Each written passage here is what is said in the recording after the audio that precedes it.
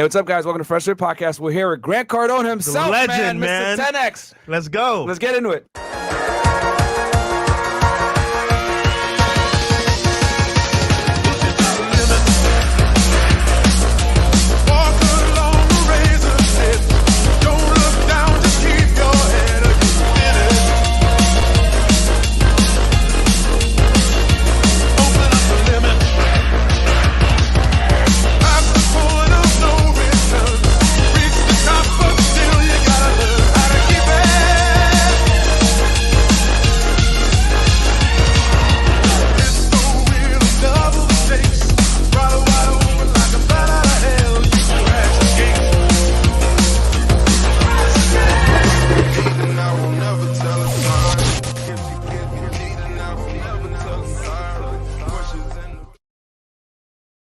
Right, man. Hey, what's up, guys? Welcome back to the FreshandFit Podcast. We're here with Grant Cardone himself. Yes, man. Man, you guys got me. Man, this is legendary, man. Guys, we're not going to read any super chats on this show. Grant's a very busy man. He's got to get back to, making that money. So we'll get right into the interview. Long time coming. Yeah. And Grant, for people that don't know, can you introduce yourself to the audience about what you do and where you came from and everything like that, please? Yeah, well, number one, I am a freaking, consummate listener to the Fresh and Fit podcast. Love you guys. Love what you're doing. Love your intro, by the way, man. You got me all jacked up. I was sitting here like, man, I started dancing in the background. I saw that. So, my name's Grant Cardone. I live right here in Miami. We have about 200 employees here in Aventura. I own almost $4 billion worth of real estate. A lot of it is in Florida. A lot of it's in Miami and Fort Lauderdale. And I didn't grow up with all this stuff, but I figured out how to get all this stuff. I own a company that does about $150 million a year in revenue. Sheesh. And a lot of that's over the internet. I'm probably the number one crowdfunder in the world, raising more money for real estate projects without a middleman, without brokers, and without ads than anyone else in the world. And the reason that's important to your audience is because when people do hear about my deal, they don't have 100% of the money goes into the actual investment rather than to the broker or the bank or to wasted fees. So, and then the last thing is I do some of the largest real estate events in the world. That's good. I do some of the largest, not real estate events. I do some of the largest business conference events in the world. We did one here in Miami 2 years ago, maybe 3 years ago. It's 34,000 people, Miami Marlins Stadium. That was the most people that had ever been in Miami Marlins Stadium ever. And it was 3 days. I had a bunch of great guests there. I mean, and some other guests too as well. Some big names there, right? Yeah, always big names. We always got big names. Got to get you guys. Got to get you guys at the next one. I'll be doing one in December right here in Aventura, in Turnberry Hotel. We'll get you guys over there. Let's do it. Thank you, Grant. I appreciate that, sir. And I want to say this. I mean, like, this is surreal for us, as real estate investors and stuff as well. And you have a really, you went through some real trials and tribulations to get to where you're at now. Can you tell the people a little bit about your history? I know, I know, but I want the people to kind of know like where you came from. And you didn't grow up rich always, or you didn't have this money. No. I grew up single mother. My dad died when I was 10. We were worried. My mom was worried about the bills. She was worried about gasoline. I remember I was telling the guy last night, we flew to Orlando. I got a helicopter. We flew from Miami to Orlando. We landed and a truck pulled up to fill up. Let me see if I can show it to you. To fill up that helicopter right there. That's a model of it, obviously. And I literally started crying, man. I'm like, I can't believe it. And my guy Ryan's like, "What's up, man?" I said, "Dude, I remember when I could not buy 1 gallon of gas for my Toyota truck. And today I got a truck pulling up to put fuel in a helicopter with my name on it." Wow. So like, I remember my mom, it's not like we were hungry. We were scared. And I remember watching my mom scared every day, and it killed me as a 10-year-old to watch my mom in terror and not be able to do anything about it. So I just, by the time I was 15 or 16 years old, I made a commitment that I was going to somehow figure out how to become someone. And if I ever did, if I ever did, because it was a complete impossibility at that time. But if I ever did, that I was going to take care of other people. I was going to be a good person. I was going to, and I was going to be transparent and help people. Mm. And I remember I listened to your story, and you were like in an unemployment line, and it was I think it was your uncle that came and got you and said, "Hey, no." And that was like at that moment, that's like when you kind of transitioned. And my uncle Vincent, the only uncle that showed any attention to me, little resentment there. You can hear it in my voice. And he said, son, he just stumbled across me. I don't know what he was doing there, probably picking up food stamps. And he says, what are you doing in this line, Neff? He called me nephew, right? Because he probably didn't even know my name. Mm-hmm. He's like, Neff, what you doing in that line? What you doing in that line? I said, man, I'm here to get a check. I just got out of college. Mm-hmm. And I hated college. And I finished. And he says, Neff, what you doing in this line? I said, I'm here to get food, unemployment. I can't get a job. 1 out of 4 people were unemployed in Lake Charles. And he says, man, I'm going to get you get out of that damn line. I'm going to get you a job selling cars. I'll get you a job today selling cars. And I'm like, I didn't go to college to sell cars. He's like, well, you didn't go to college to sit in this line either. And sure enough, he introduced me to a car dealer. The car dealer hired me. I was selling cars the next morning, and my whole life, the trajectory of my entire life would change. And I was terrible at it, by the way. It wasn't a good job for me. I wasn't a happy guy about it, but it was better than not having a job. Right. And it would end up the very thing I hated about being a car salesman. The crazy thing is I didn't want that job. I didn't like the job. I want everybody that's listening or watching to understand. I just took the job because there was no other job. There was no other opportunity.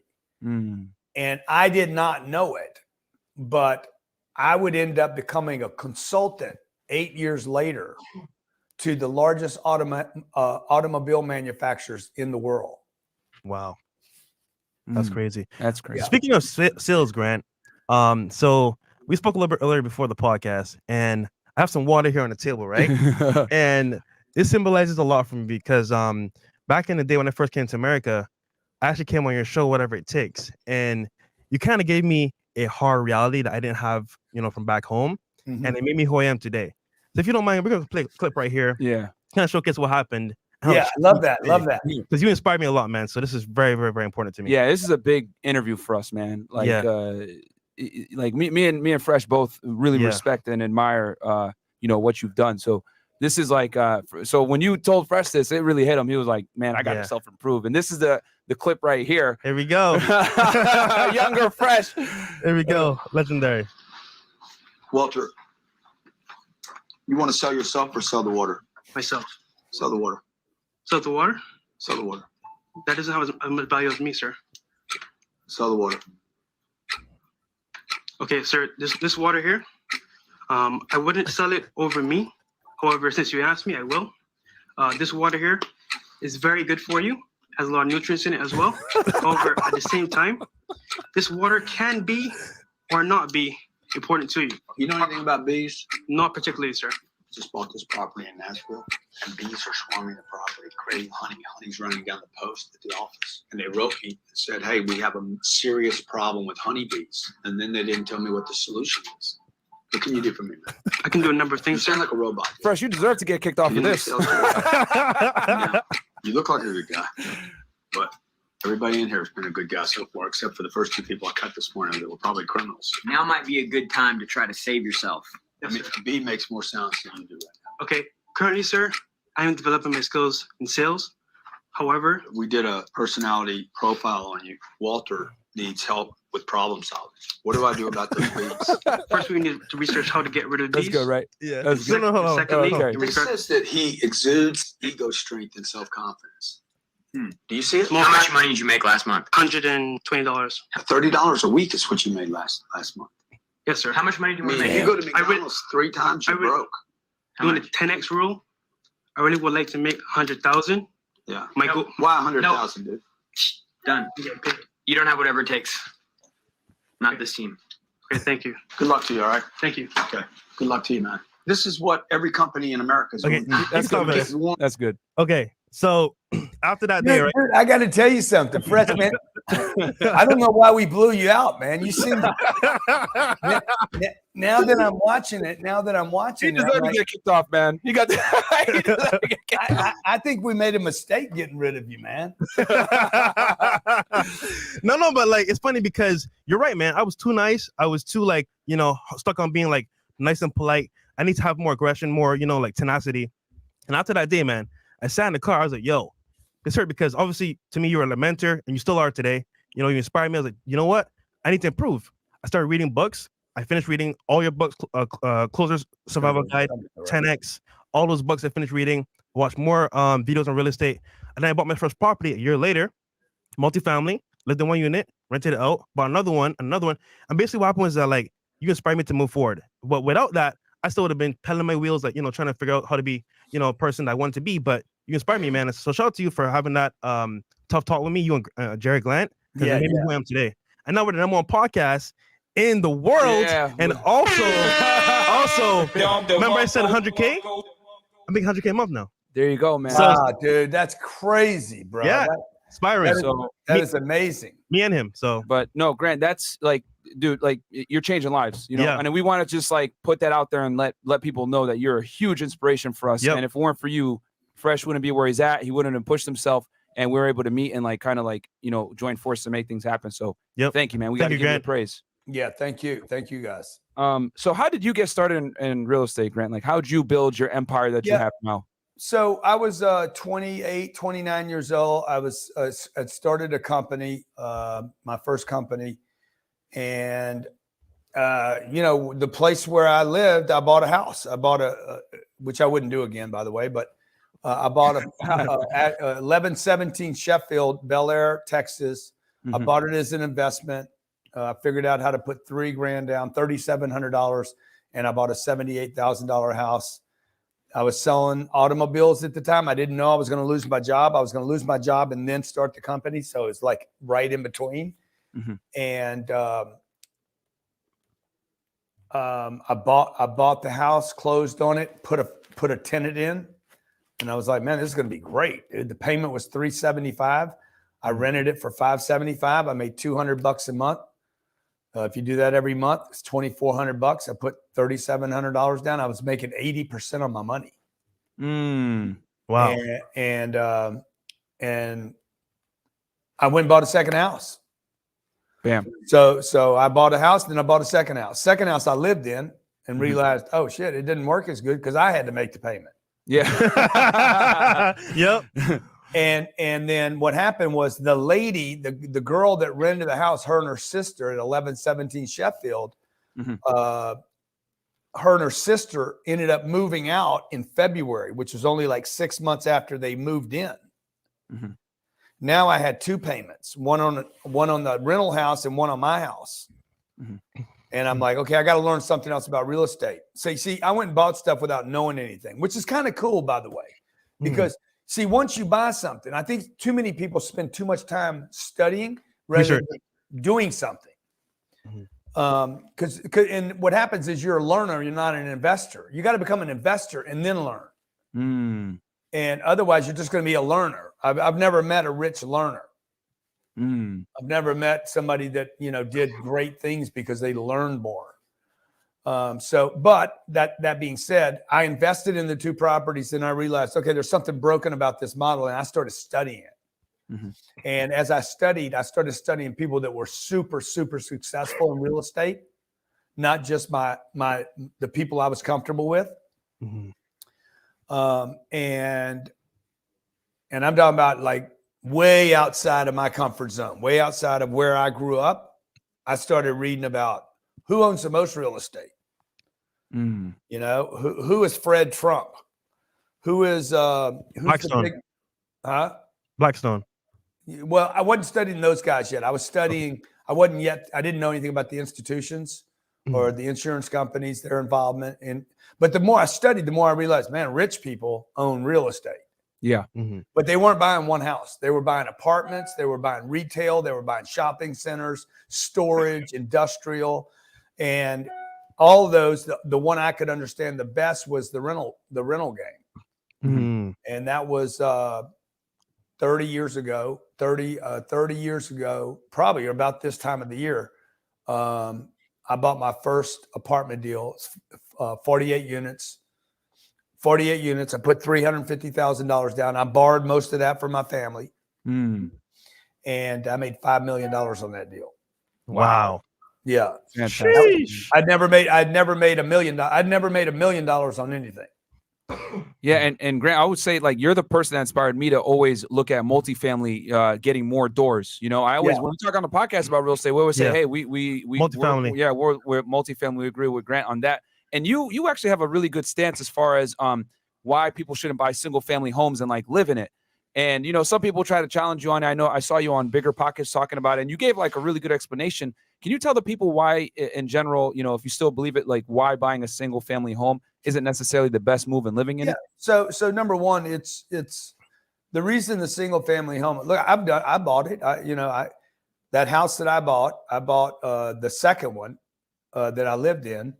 That house is probably worth today $1 million. But I would have had to stay there 35 years to get that. I paid $205,000 for the second house and lived in it. Had to make the payments there, had to pay the property taxes there, had to paint it, had to fix the roof, had to pay insurance and the mortgage and all the bullshit. And, you know, today that house is probably worth $1 million, maybe $2 million. Right. That means I'd have had to stay there 35 years to make $2 million. Yeah. Not counting what it cost me to live in it. Okay. Now, I used $350,000 to buy one apartment deal, and I made $5 million on that. So for all of you out there that think a house is a good deal, okay, if it is a good deal, then how good is the deal behind me if it's 456 doors? So do math, man. Do math. Okay. You don't want to be a grocery store today. You want to be Amazon. There you go. You don't want to be, you don't want to own one car dealership. If it's going to work, you want to own 50. You want scale. You want to scale, right? Because without scaling, you're not really making money. Now, some of you out there are like, no, but you know, I don't need to be rich and I don't need all that stuff. I'm just going to buy a house. Okay. The second reason that it's wrong, and I've never changed my opinion on this, and I can't imagine I'll ever change my opinion. The second reason that buying a house is the wrong thing to do is because it is the wrong order in which people make decisions and actions in their life. You get out of college, you find somebody, you fall in love, and you're like, let's go buy a house. Okay. I don't know why you think you're entitled to it or deserve it, because you certainly haven't earned it. What you should do right now is go out and build a business, a career, and build your relationship. Yeah. Not pick out freaking sofas and bullshit for the walls and your little welcome mat. Your little welcome mat that says John and Jenny live here and we are happy. It's bullshit. It's all you're doing is paying for the banks. You're funding the entire financial machinery of the United States of America and around the world. You're part of a trap. You're part of a scheme and a scam that says let's trap the starters, the startups. Okay. And before everybody in the audience says, this guy's ridiculous, Elon Musk doesn't own a home. Steve Jobs had one house. Warren Buffett's owned one home. Bill Gates has one home. Okay. And this is not how any of them, by the way, talk about how they got rich. Yeah. So, you know, on the startup, you probably shouldn't even do the damn relationship. You ought to go get your damn life together. Facts. Build a business, build your credit score, build your assets, then worry about where you're going to get your ass from, and then put two asses together that have both worked on their net worth and their businesses. And then rather than buying a house together and then having to divide it later when you get a divorce, go buy some assets that protect you and your family and your kids and that pay you while you sleep, because a house is something you fund. Those apartments behind me, it doesn't matter where I go in the world or even if I'm alive. Okay. If I die today, we have a house down the street. I own a home, just so everybody knows. I waited many, many years to buy that house, and I paid cash for it when I bought it. Mm-hmm. And I could sell it for about 15 million more than I paid for it. Mm. I paid for that house with that, Mm. not with money I earned. Bam. That's the key. And you have a good philosophy, Grant, or I would say strategy, where basically you have your assets by your toys. So basically, before you even bought a watch, a nice car, the Rolls Royce, G-Wagon, the assets from real estate paid for those luxuries. Yes. That's very good. So I think we have 9 or 10 businesses next door to me right now. I own these. These are privately held businesses. Some of them are brand new. Some of them are matured. Some of them make a little bit of money, and some of them make a lot of money. Mm-hmm. So what I do is I invest in me first. I've already done that. I got money to invest in me, take care of myself, my health, my spiritual development, my awareness, education, collaboration, meeting new people. Second thing I invest in is the companies. The money these companies make, we reinvest in the companies and the people, the education of the people. Making sure the place is safe, security, advertising and marketing, research, development, etc. Any money that's left over, I take all of it and I dump it into that building behind me is in Fort Lauderdale. We're buying it right now. It's a $260 million building. Mm. Whoa. So it takes $80 million to buy it. And I put the 80 million down. I take the money from my businesses, boom, I dump it into that.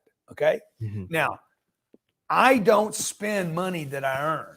This is the takeaway for the Fresh Fit audience. I don't spend money I earn. I never spend money I earn. If I earn money, like I won't even buy a handkerchief with money that I earn. Nothing. I won't spend $10 of money I earn. I invest 100% of all my earned dollars after expenses. And 100% of that money I take and I invest 100% of it, not 90% of it or 80%, all of it, dude. I push all of it. And I don't diversify either, by the way. I don't have the money in the stock market. I don't buy Bitcoin. I don't do ETFs. People have given me Bitcoin. Mm-hmm. People have paid me in Bitcoin. Mm-hmm. But I don't go make bets. Okay. I'm not the casino guy. Right. What I do is I buy sure things. And that piece of real estate right there, for 35 years, I've been buying real estate. I have never, ever, not one time, lost money on a real estate deal. Whoa. Legendary. That's legendary. Now, I've made 10,000 sales presentations and I've lost on at least 8,000 of them. I've tried to get TV shows for 10 years. I lost on 7 of them. I have never lost on a real estate deal in my entire career. So all my earned income, whatever's left over, the savings part, gets dumped into a real estate deal. And this brings me back to what you were saying, Walter. Any money that building produces, I can then spend any way I want. Vacations, Gucci, Rolls Royce, Paddocks, Protect. Sunglasses, handkerchiefs that you lose, whatever. Because it's going to recur. People should not spend earned income. They should spend the recurring passive income. Yeah, a lot of rappers and athletes do that. Even myself, I did that as well. But I'm taking what you said to heart because that is the way you should do it. Actually. Yeah, and that's why I dump all my money into real estate is off of your advice. I take my earned income from YouTube and everything else, and I put it into real estate. And I'm actually going to close 2 deals next week. And a big part of that is getting advice from you, watching your channel, consuming your content. But I'll say this: can you tell the people what 10x is? Because we know what it is, but some people might not know. 10x, man. Yes. 10x, man. 10x is the multiplier. Okay, 10x is the multiplier. 10x is basically, you've seen, 10x. They use it on almost everything now. I mean, people are knocking off this 10x thing like crazy. 10x detergent means what? Stronger, better. 10x your portfolio means to multiply your portfolio to 10 times. 10x your love. 10x whatever you can imagine, right? It's a multiplier, not an adder. Okay. So the simple way to think about the power of a multiplier is 10 plus 10 is 20. The moment you multiply them, it becomes 100. So most people in America are adding and subtracting. The wealthy people don't add or subtract. They multiply. I like that. Bam. Grant, what I like does that. success mean to you? Because it's funny because you definitely embody success. You came from nothing, humble beginnings. You worked your way up. You did some smart investments, smart strategies. What does success mean to you as a person? Success for me is always something in the future, not the past. So what I've accomplished has nothing to do with success. For me, the past successes are ego and trophies and things accomplished. But for me, success is always in my future. It's what I haven't done. Has really nothing to do with money, but possibility, potential more than profit. Mm-hmm. And it's just a personal thing. It's not you don't know what my success is, and I don't know what yours is. Right. So it's just really like, what is success for me? It's healthy. My kids love me. They're happy. I'm happy. And we're also moving through those times where we're not happy and we're not getting along. Like success is about overcoming obstacles. Mm-hmm. And it's about moving through it. It's not always about everything's perfect. It's certainly not about cars and watches and belts and where you live. Because all of us have had the experience of buying something, being really excited about it for 3 days. And then next week, you're like, I don't even like this anymore. Exactly. So, and then depression sets in, right? Because people thought that thing was going to make them happy. I don't think anything. I got a brand new jet coming here in 2 weeks. I'm freaking losing my mind. Like every 7 minutes I'm calling, hey man, when's it coming? I know it's not coming today. But I'm so excited to get this beast. I know after I'm in it twice. It's going to go away, that feeling. Yeah, so that's not success. Success is not the acquirement of stuff. It is the accomplishment of things not yet done. And Grant, you made a video kind of talking to yourself when you were like 21, I believe, or 16, something like that on YouTube. And they got a lot of views. We have a lot of young viewers on the podcast as well, and older guys as well. What is one piece of advice you would give to someone coming up that's young to make it become better? Well, don't do drugs. Nobody beats them. Stay out of the clubs unless you own one. Sheesh. That's game right there. And even if you own one, if you can't scale it, you probably want to sell it, flip it, get out of it. Pick your friends carefully and get rid of the ones that don't work.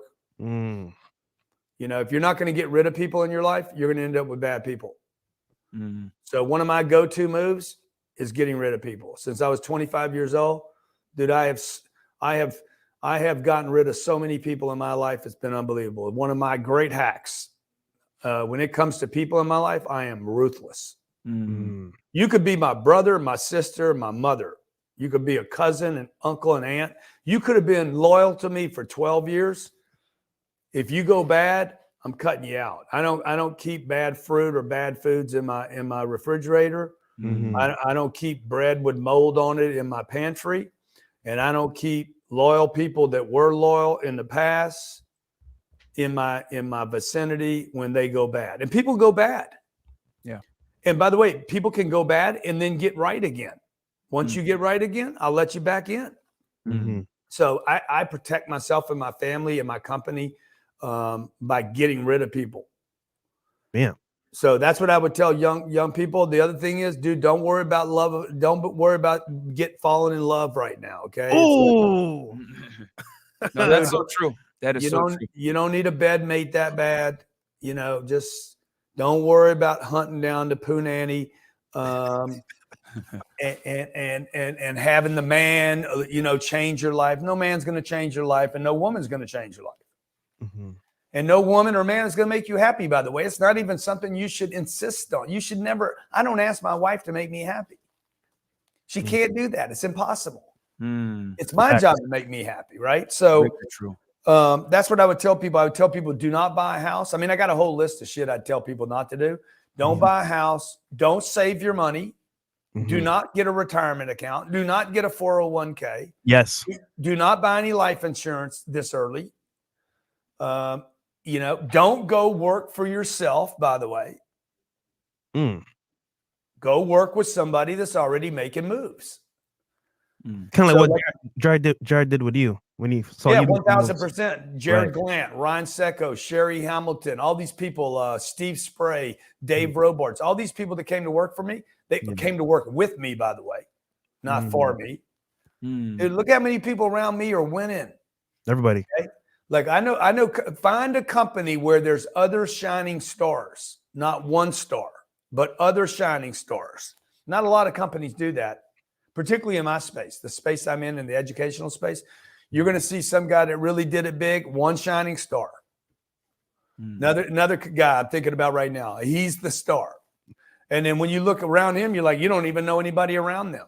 At my place, dude, I'm building a galaxy of stars. I want everybody to be a bright, shining star. So when my light goes out, theirs stays lit. I have one question because I know we're running short here on time, but I really want to ask this.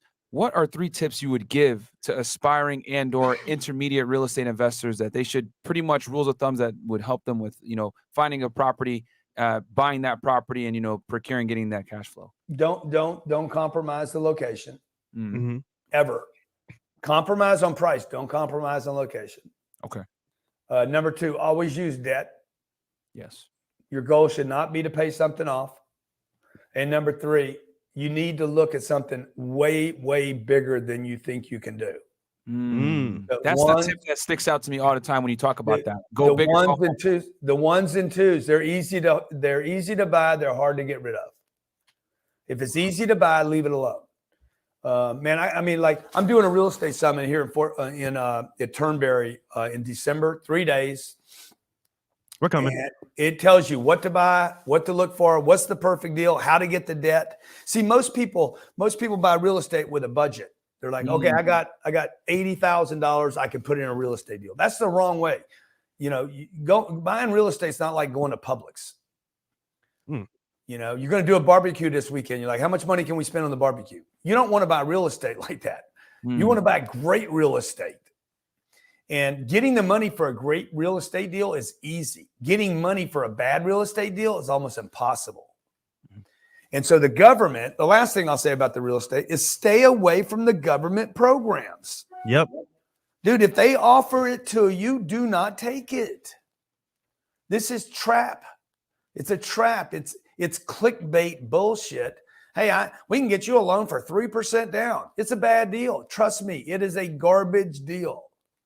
And Americans are being led to believe that they're buying part of the American dream when the truth is all you're getting is the leftovers. Buy institutional, as great a quality as you can in the best location. If you have to compromise one of those, don't compromise location, compromise the quality of the asset. 1 location, 2, go as big as you can go. I would tell you not to go at least 32 units because 32 units, if the rents go up $200, you make almost $1 million. Every time $200 times 32 becomes $1 million of value. Yeah. And then make sure you're using debt and have partners on your deal. There's no shame in having 50 partners on a deal. This deal behind me is $260 million. Okay. I'm going to let 5,000 people invest in the deal with me. I'm going to run control over the deal. Can you tell us about it a little bit? Yeah. So I'm buying this deal. I've already bought the deal. I have the debt. We're waiting to close. I think we closed December 8th. They awarded it to me. It's in Fort Lauderdale. It's called Las Olas Walk. Okay. Oh yeah, Las Olas. Good area. Great area. Yep. Yeah.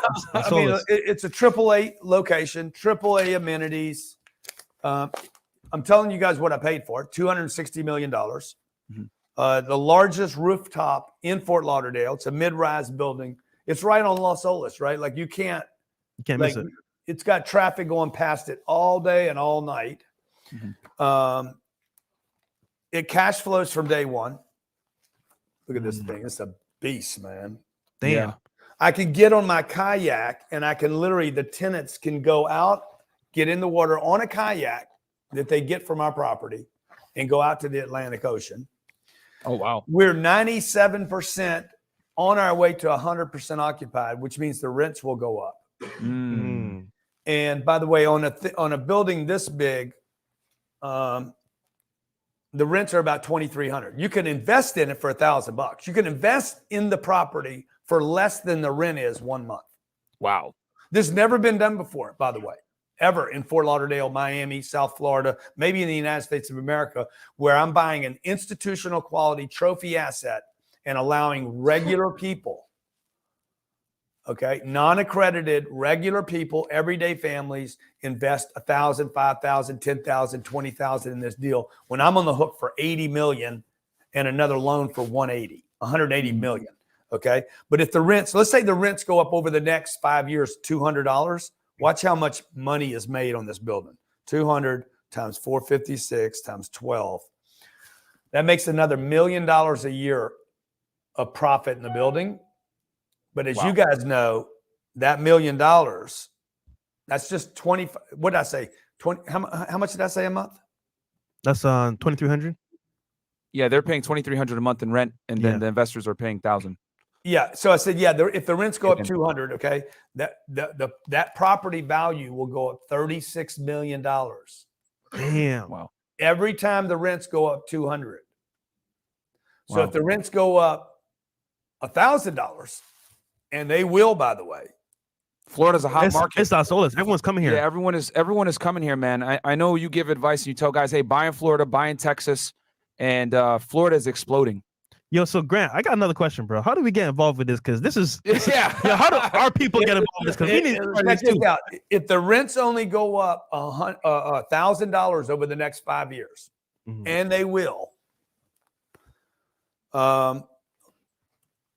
rents have gone up 30% in Boca in the last 12 months. Yep. We feel it here in Brickell right now in Miami. Yeah. It used to be you can get an apartment here for under $2,000 a 1-bedroom. You're not going to find that anymore. Not here anymore. In and they were bitching. They were bitching now. They were bitching a year ago about it, and now they're running in there grateful that they can get a unit. Yep. Yeah. Yep. Florida's exploding, man. Yeah. You can't find an apartment in Brickell anymore. Yeah, exactly. So how do you get involved? Go to CardoneCapital.com. Actually, what we did was, CardoneCapital.com, CardoneCapital.com. You can be accredited, non-accredited, whatever. You can be a rich person or you can be a startup. You could have your last $1,000. I would tell you guys, if you're down to your last grand, you're already broke, man. You're already, man, at least get you some passive income. Get an investment in this piece of real estate. Now, understand that once you invest in that piece of real estate, you can't call me 3 weeks from now and say, I want my money back. Yeah. The money's going to be in the deal. Yeah. Your money becomes illiquid because, and by the way, you do not want to be liquid, ladies and gentlemen. All you young guys out there and older people, you do not want cash today. Cash is trash. Yep. Cash is trash. This is garbage. Okay. You guys that are saving your cash, waiting for a rainy day, waiting for the next opportunity. This is garbage. Anybody that saves this today will be poor tomorrow. Yeah. You have to invest your cash right now. And you don't want cash sitting around for damn emergencies. Mm-hmm. The reason they told you that, and the reason Wall Street tells you guys to stay liquid, is because they want your money. Yeah. And what you want to do is, if you never want to lose money, take money that can be burnt, stolen, borrowed, lost, take money, depreciated, take the money, convert it to a building, get rid of it, and then go back and hustle some more money, take that and do it again, go out and hustle some more money and never have cash and never save it at the bank. Mm-hmm. So the last thing I'll say is the very place most people save their money are the people that give me a loan to buy that building. Damn. With your money, by the way. Guys, I'm already getting your money. You just don't get paid on it. Guys, here's a link. Yeah, and here's a link right here as well, guys. We'll pull it up on screen for you right here if you guys want to get in. You know what I mean? Man, this is a crazy opportunity to get in with only $1,000. Listen, I'm getting involved, man. I got money to throw away, man. I'm putting it here as an investment because, real talk, I'm putting it in the bank. What's the point of it? Yeah, holding on to fiat currency in today's day and age, guys, and we talk about it on the podcast all the time as well, Grant, is that having cash nowadays, when they just printed like almost 50% of the U.S. currency in circulation in the past year, is crazy. You need to dump it into assets immediately, you know? And I know there's a lot of people out there saying, oh man, real estate's too expensive now. You guys do not understand how much money is printed. For the listener, if you think real estate is too expensive, you do not understand how big the print has been. Yeah. If they printed 40%, I think the number is like 40 or 50% of all the US dollars in circulation 18 months ago did not exist. They're new currency dollars. Yep. Okay. If they printed 40% and the rents went up 20%, that means the rents have to exceed the print to cause inflation. I know you guys think we're being inflated on, but there's the truth is you got people from New York coming down here. You think, Yep, New Yorkers. I hate those guys. Yep. They're buying everything down here, those guys, man. because the New Yorker comes down here and says, I can rent a 2-bedroom for $4,000 there and see the Atlantic Ocean and have a kayak. Yeah, man, I'll take it, man. Let's go. Yeah.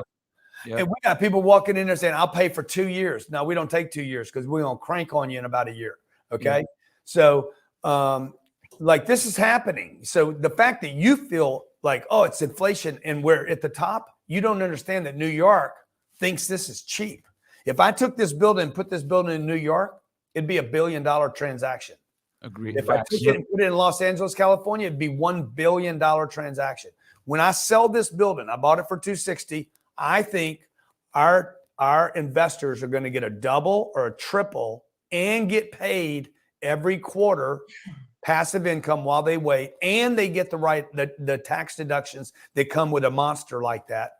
So it's just going to be a great deal for a lot of people. And most importantly, I'm changing the way people can invest in real estate. This has never been done before. Right. I'm not giving this to rich companies. I'm giving it to the everyday investor. That's how I grew up. I know you guys came up from nothing. Yeah.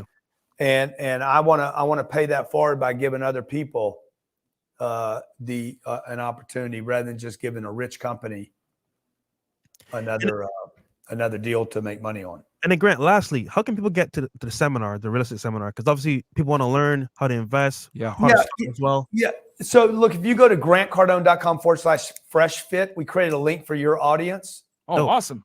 Okay. We have, there'll probably be 2,000 people at that event. I think we got 40 seats left. Okay.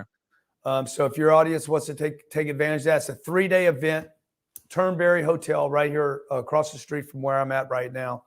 And 3-day event, how to buy deals, how to find deals, how to look at deals, how to get debt on deals, how to find deals in this market, how to find off market, how to compete on market, how to get investors to help you invest in the bigger deals, how to underwrite a deal. I'll share everything I've done with you for 35 years. The website is grantcardone.com/freshfit, grantcardone.com/freshfit. And any of you that put in at least $1,000 today in this deal, I'll give you virtual access to that event if you don't want to come. Oh, wow. If you want to come, then buy a seat. And that's the coolest thing. The coolest thing is to be in a room. But if you want, maybe you're in another part of the country and you don't want to travel, I'll get you a virtual link to it for free when you invest $1,000 at grantcardone.com. And I'll tell you this too. Hey, cardonecapital.com. Sorry, cardonecapital.com. They're going to make more money on that than by putting it in the bank. The bank doesn't give you anything anymore. Exactly. It's not even, they don't give you anything. I think a lot of people don't understand what the bank, people just say that, but let me just tell you what the Bank of America today on $1,000 will pay you $1.20 to keep that money there for a year. Yo. Times eight. So you will earn a total of $9.60 in 8 years. Wow. 1%. You earn 1% of your money every 8 years. That's why cash is trash, or leaving it in the bank, man, is always a horrible move, man, especially with the way they're printing money. So and this is a planned, I believe this is a way to basically reset the entire global economy. Wealth transfer? Yeah, 1,000%. They don't have to take your money from you. Yeah.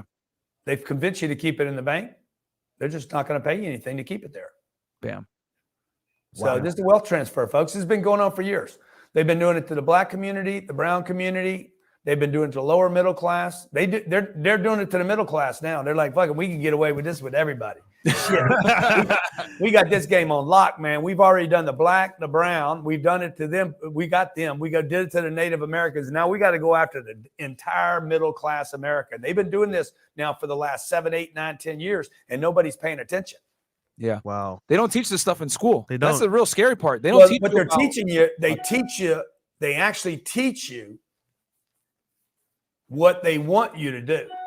Yep. How to become a better employee, how to take orders, how to not, you know what I'm saying? Not think outside the box, how to not create wealth, how to, kind of live safe with a 401k and all this other stuff. And it's like, Well, no. the Wall Street and the banks. And I know some people will be like, this guy's a conspiracy. No, all you got to do is go look at the education you're getting, man. Facts. No.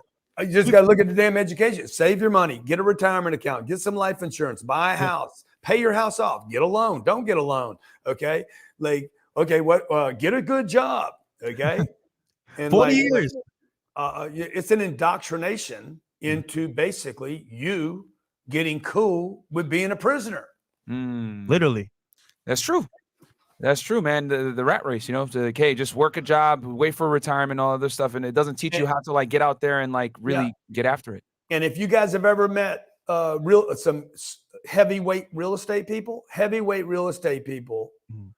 different than tech people. I know billionaires in real estate, and I know billionaires in tech. Mm-hmm. Dude, people that are super wealthy in real estate, they just chilled people, man. They cool. Yeah. They nothing shakes them, man. Stock market fucking blows up. They're like, that's cool.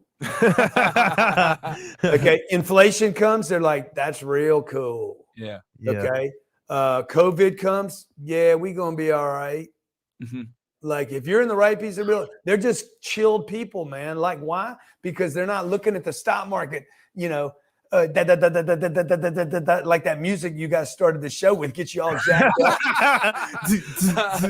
Yeah, no, I mean, I think something like 97% of millionaires in the United States own real estate. So it's a tried and true method, man. And I know I've watched, several of your interviews, Grant, and, you always say, I want concrete, I want steel, I want something tangible when I invest my money. And I agree that, real estate is the cornerstone for many wealthy people's portfolios. Then you can, if you want to get into, we're in crypto and we're not in stock market, but we're in crypto. But, I prioritize real estate over everything else, Yeah. Somebody's asking, hey, what's your advice on paychecks to the stock market? You shouldn't do it.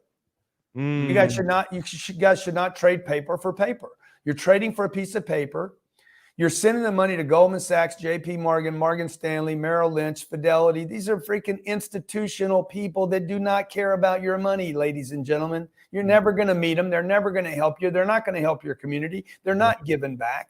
Wake up. Okay. They're not protecting you. And we're protecting the little guy. Okay. You need to diversify. You need to be in ETFs. I've heard Warren Buffett say this 500 times. If I was a young person today, I would invest in the S&P ETF 500 fund. Yeah. Warren Buffett's never bought a freaking piece of stock, ETF or a mutual fund in his life. And he never will. Why? Because he takes major positions in companies where he's got insider information, where he knows the direction of the company. He knows the cash flow of the company. And so, and he's doing it for big tax write-offs. And he, so you guys gotta figure out the game. Don't listen to what people are telling you. Watch what they do. Bam. When a guy in my position tells you, I'm buying that building with my money and my debt and my insurance, okay? And I've done all the damn work on it and I'm closing on it and I don't even know you guys, right? I don't know your audience, but your audience could invest with me. And I'm going to send them a check every quarter out of the cash flow. When a guy tells you that, you ought to say, okay, dude, I'm going to do it. And the reason you would do it is because I'm doing it. Yeah. And that's different than, when Elon Musk puts all his money in Tesla, solar, and what's the other one? The SpaceX. SpaceX. God damn, man. I think I might ought to invest with him because I'm investing in Elon now. I'm not investing in the companies. Yeah. You understand?